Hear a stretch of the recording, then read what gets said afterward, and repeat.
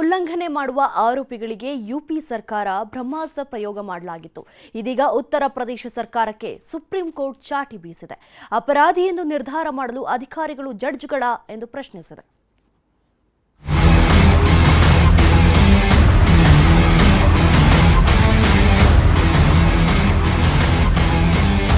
ಉತ್ತರ ಪ್ರದೇಶದಲ್ಲಿ ಕಿಡಿಗೇಡಿಗಳಿಗೆ ಯೋಗಿ ಸರ್ಕಾರ ಕೊಡೋದು ಒಂದೇ ಶಿಕ್ಷೆ, ಅದು ಬುಲ್ಡೋಸರ್ ಶಿಕ್ಷೆ. ಆರೋಪಿಗಳ ಮನೆ ಧ್ವಂಸ ಮಾಡುವ ಮೂಲಕ ಗಲಭೆಕೋರರಿಗೆ, ಅತ್ಯಾಚಾರಿಗಳಿಗೆ ನಡುಕ ಹುಟ್ಟಿಸ್ತಿದ್ರು ಯೋಗಿ. ಆದ್ರೆ ಈಗ ಬುಲ್ಡೋಸರ್ ಕಾರ್ಯಾಚರಣೆ ಅಸಾಂವಿಧಾನಿಕ ಎಂದು ಸುಪ್ರೀಂ ಕೋರ್ಟ್ ಶರ ಬರೆದಿದೆ. ಬುಲ್ಡೋಸರ್ ನ್ಯಾಯ ಕಾನೂನು ಬಾಹಿರ. ಕ್ರಿಮಿನಲ್ ಕೃತ್ಯಗಳು, ಆರೋಪಗಳು ಅಥವಾ ಅಪರಾಧಗಳ ಕಾರಣಕ್ಕೆ ಆಸ್ತಿಗಳನ್ನು ಕೆಡವಲು ಸಾಧ್ಯವಿಲ್ಲ ಎಂದು ಸುಪ್ರೀಂ ಕೋರ್ಟ್ ಮಹತ್ವದ ತೀರ್ಪು ನೀಡಿದೆ.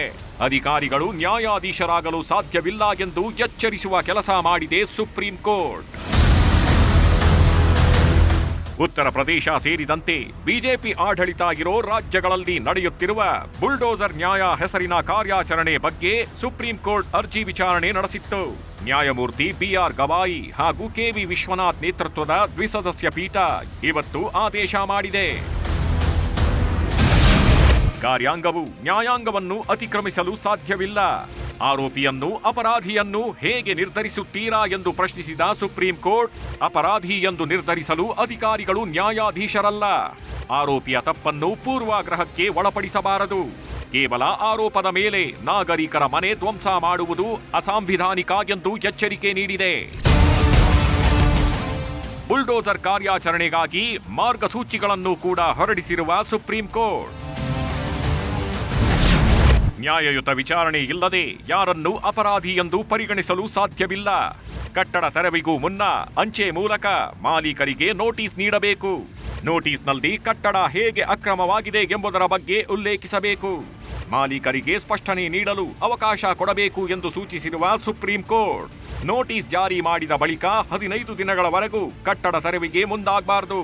ಕಟ್ಟಡ ತೆರವು ವೇಳೆ ಪೊಲೀಸರು, ಅಧಿಕಾರಿಗಳು ಸ್ಥಳದಲ್ಲಿದ್ದು ವಿಡಿಯೋ ಚಿತ್ರೀಕರಣ ಮಾಡುವುದು ಕಡ್ಡಾಯ ಎಂದು ಮಾರ್ಗಸೂಚಿಯಲ್ಲಿ ತಿಳಿಸಿದೆ.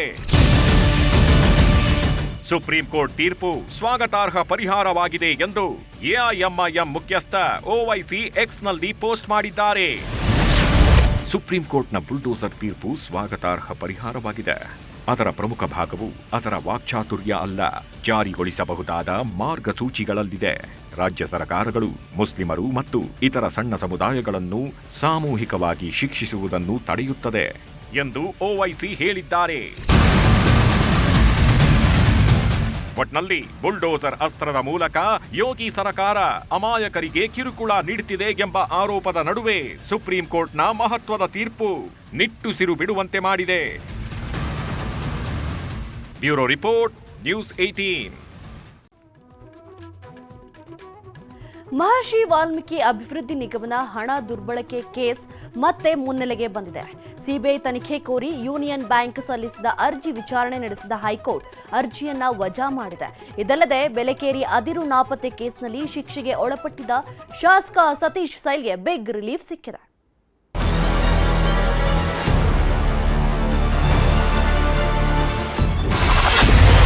ವಾಲ್ಮೀಕಿ ಹಗರಣದ ತನಿಖೆ ಸಿಬಿಐಗೆ ಕೊಡಲು ನಕಾರ. ಹೈಕೋರ್ಟ್ ನ್ಯಾಯಮೂರ್ತಿ ನಾಗಪ್ರಸನ್ನ ಪೀಠ ಮಹತ್ವದ ಆದೇಶ. ಮಹರ್ಷಿ ವಾಲ್ಮೀಕಿ ಅಭಿವೃದ್ಧಿ ನಿಗಮದ ಹಣ ದುರ್ಬಳಕೆ ಕೇಸ್ ತನಿಖೆಯನ್ನ ಸಿಬಿಐಗೆ ವಹಿಸಬೇಕು ಎಂದು ಸಲ್ಲಿಕೆಯಾಗಿದ್ದ ಅರ್ಜಿ ವಜಾ ಆಗಿದೆ. ಹೈಕೋರ್ಟ್ ನ್ಯಾಯಮೂರ್ತಿ ನಾಗಪ್ರಸನ್ನ ಪೀಠ ಅರ್ಜಿ ವಜಾ ಮಾಡಿ ಆದೇಶಿಸಿದೆ. ಯೂನಿಯನ್ ಬ್ಯಾಂಕ್ ಸಲ್ಲಿಸಿದ್ದ ಅರ್ಜಿ ವಿಚಾರಣೆ ನಡೆಸಿದ ಕೋರ್ಟ್ ಎಸ್ಐಟಿ ತನಿಖೆ ನಡೆಯಲಿ ಎನ್ನುವ ಅಭಿಪ್ರಾಯಕ್ಕೆ ಬಂದಿದೆ. ವಾಲ್ಮೀಕಿ ಅಭಿವೃದ್ಧಿ ನಿಗಮ ಹಗರಣದ ಪ್ರಕರಣವನ್ನ ಸಿಬಿಐ ತನಿಖೆಗೆ ವಹಿಸಲು ಸಾಧ್ಯವಿಲ್ಲ ಎಂದು ಹೇಳಿರುವ ಹೈಕೋರ್ಟ್, ಬ್ಯಾಂಕಿಂಗ್ ನಿಯಂತ್ರಣ ಕಾಯ್ದೆ ಸೆಕ್ಷನ್ 35A ಅಡಿ ಸಿಬಿಐ ತನಿಖೆಗೆ ವಹಿಸುವ ವ್ಯಾಖ್ಯಾನವನ್ನ ಒಪ್ಪಲಾಗದು ಎಂದಿದೆ. ಒಂದು ವೇಳೆ ಯೂನಿಯನ್ ಬ್ಯಾಂಕ್ ಆಫ್ ಇಂಡಿಯಾ ಕೋರಿಕೆಗೆ ಅನುಮತಿಸಿದ್ರೆ ಪ್ರತಿಯೊಂದು ಬ್ಯಾಂಕಿಂಗ್ ಸಂಸ್ಥೆಯೂ ತನಿಖೆಗೆ ಕೋರಬಹುದು. ಹೀಗೆ ಮಾಡಿದಲ್ಲಿ ದೆಹಲಿ ಪೊಲೀಸ್ ಸ್ಥಾಪನಾ ಕಾಯ್ದೆ ಅನುಪಯುಕ್ತ ಆಗಲಿದೆ ಎಂದು ಪೀಠವು ಮೌಖಿಕವಾಗಿ ಹೇಳಿದೆ.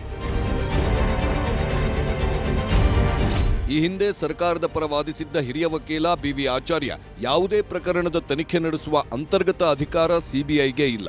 ಕೇಂದ್ರ ಸರ್ಕಾರವು ರಾಜ್ಯ ಸರ್ಕಾರದ ಅಧಿಕಾರದಲ್ಲಿ ಹಸ್ತಕ್ಷೇಪ ಮಾಡಲಾಗದು. ಪೊಲೀಸ್ ಅಧಿಕಾರವು ಶಾಸನಬದ್ಧವಾಗಿದ್ದು ಅದು ಸಾಂವಿಧಾನಿಕ ನಿಬಂಧನೆಗಳಿಗೆ ಅನುಗುಣವಾಗಿದೆ ಅಂತ ವಾದಿಸಿದ್ರು. ಬೇಲೆಕೇರಿ ಕೇಸ್ನಲ್ಲಿ ಕಾಂಗ್ರೆಸ್ ಶಾಸಕ ಸೈಲ್ಗೆ ರಿಲೀಫ್. ಸತೀಶ್ ಸೈಲ್ ಸೇರಿ 6 ಆರೋಪಿಗಳಿಗೆ ಜಾಮೀನು. ಬೇಲೆಕೇರಿ ಅದಿರು ನಾಪತ್ತೆ ಪ್ರಕರಣದಲ್ಲಿ 7 ವರ್ಷಗಳ ಶಿಕ್ಷೆಗೊಳಪಟ್ಟಿದ್ದ ಕಾಂಗ್ರೆಸ್ ಶಾಸಕ ಸತೀಶ್ ಸೈಲ್ಗೆ ರಿಲೀಫ್ ಸಿಕ್ಕಿದೆ. ಸತೀಶ್ ಸೇರಿ ಇತರೆ ಆರೋಪಿಗಳ ಶಿಕ್ಷೆಯನ್ನ ಅಮಾನತಿನಲ್ಲಿಡಲು ಹೈಕೋರ್ಟ್ ನ್ಯಾಯಮೂರ್ತಿ ಎಂ ನಾಗಪ್ರಸನ್ನ ಅವರ ಪೀಠ ಆದೇಶ ಮಾಡಿದೆ. ಹಾಗೆ ದಂಡದ ಮೊತ್ತದಲ್ಲಿ ಶೇಕಡ 25% ಹಣವನ್ನ 6 ವಾರದಲ್ಲಿ ಕೋರ್ಟ್ನಲ್ಲಿ ಠೇವಣಿ ಇಡುವಂತೆ ಕೋರ್ಟ್ ಷರತ್ತು ವಿಧಿಸಿದೆ.